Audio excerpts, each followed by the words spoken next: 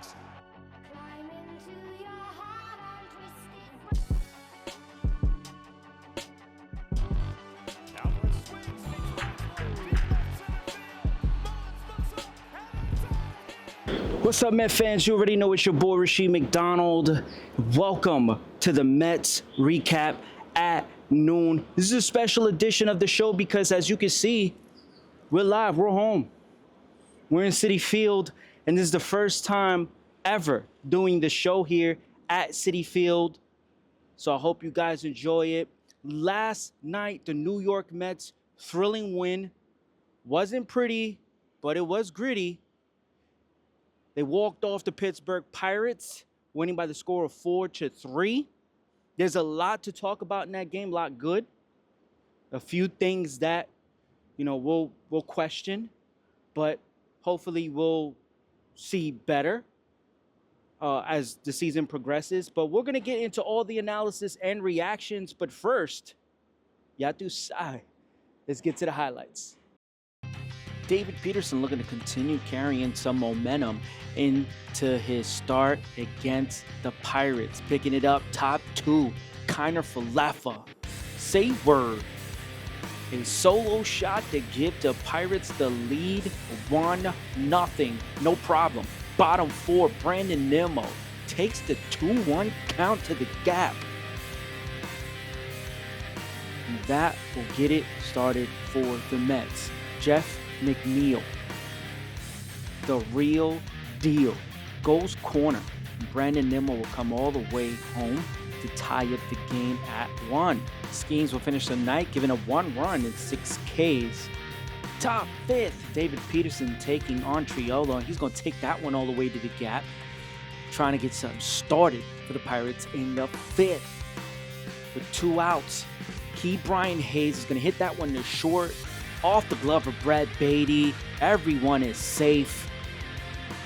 With runners at the corners, David Peterson with the 2-2 count gets the strikeout. Fire me up. He finished the night with 7 strikeouts, allowing 2 earned runs.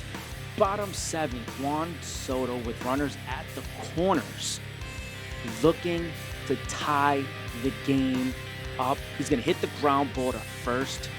Tyrone Taylor's going to score, and that'll even up the game at 2 apiece. Pete Alonso steps in, runner at second, and he's going to hit that one past third base, not far, but Luis Angel Acuna is still going to try to score. He will be called safe. Take another look, gets the hand right in there as the Mets take the lead. Top 9, Brian Hayes will tie up the game almost out at first. Bottom of the 9th, Lindor gets the base hit to get it started for the Mets. Next batter, Juan Soto, looking to keep the party moving. He's going to get a base hit. That one's going to go all the way to the gap. Runners at the corners for guess who else? Pete Alonso drives it deep to the gap in right. Lindor will come in to score. Mets win the ball game. Tonight we have Kodai Senga going for the New York Mets, and for the Pittsburgh Pirates we have Mitch Keller. And Keller right now has been a little inconsistency, and he has to improve on that.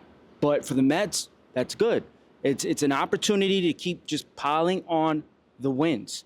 Again, at the end of the day, you have to play the games, so I'm not going to sit here and expect Mitch Keller to lay an egg. But at the end of the day, you have to take care of business.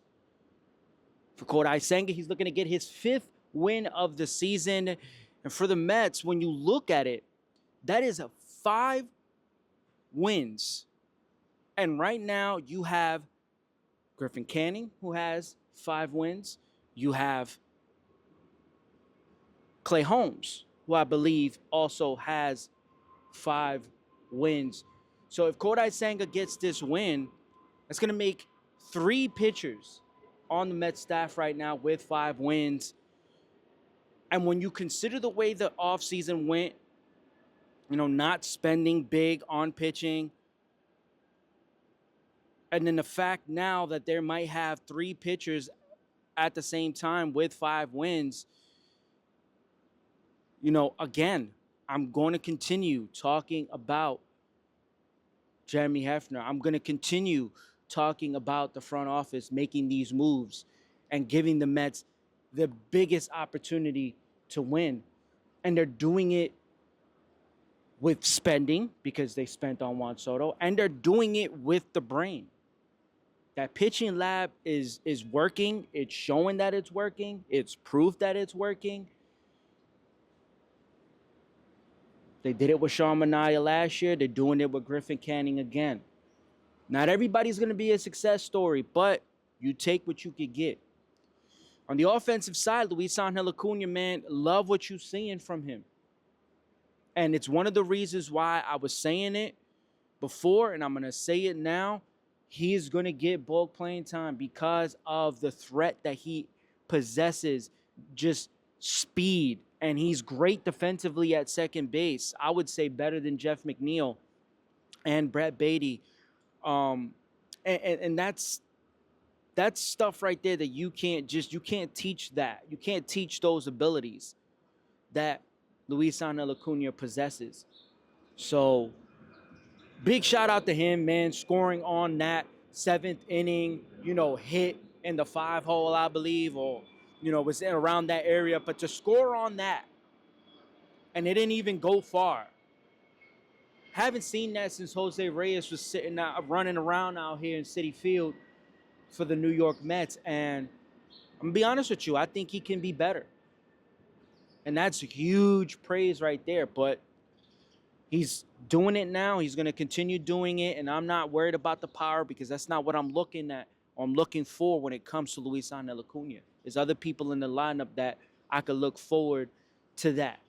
If you get power with Luis Angel Acuna, that's the cherry on top. Feel me? Pete Alonso, continuing to just be underrated. And that's crazy to say because, his numbers are good. Now, I understand. They're not, April levels of crazy, but they're still good. And his numbers are great. And right now he's, at the top of the league. Him and Lindor are 1 and 2 in hits in the National League. Feel me? He's at the top of the league in a bunch of categories. Batting average, on base, OPS, slugging. Pete Alonso is just bringing it this year, man. Love seeing that.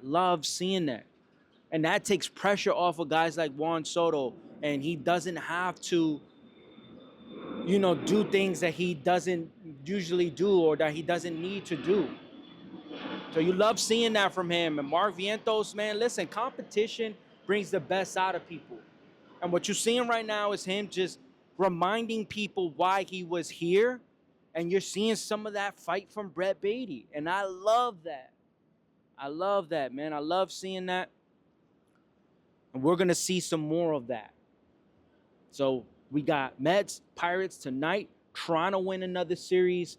That's what they need to focus and concentrate on doing out there. This week, we got the Subway Series. We're going to have that Subway Series preview for you guys, so look out for that. And then the Mets go on the road because they'll be in New York still, but they'll hit the road and they'll go to Boston to face the Red Sox after they take on the New York Yankees. So we're going to have all that coverage for you this week. Thursday, look out for that episode. We'll have a guest that's going to help us break down what the Yankees are bringing to the table in that series. And we're going to do our thing, man. We're going to get that all set up for you, matchups, everything. So look out for that. Subway Series preview is coming to you live this week. And we'll have more content for you guys as everything progresses. So you already know the vibes. I'm Rasheed McDonald. This is your Mets recap at noon. And when it comes to the Mets, it's always for life.